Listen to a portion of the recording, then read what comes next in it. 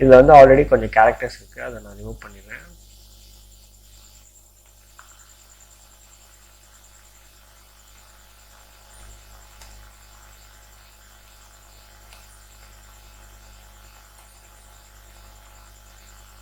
Okay,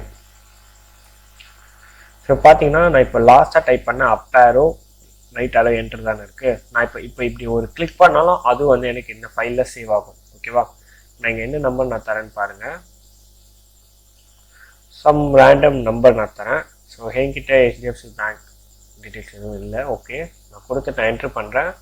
சரி, வந்துடுச்சு. இப்போ வந்து பின் நம்பர். ஓகே, பின் நம்பர் கேட்குது.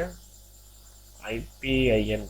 ஓகே, ஐபிஐஎன் பாஸ்வேர்ட் பின் நம்பர். ஓகே, சாரி, நான் வந்து test at password minus live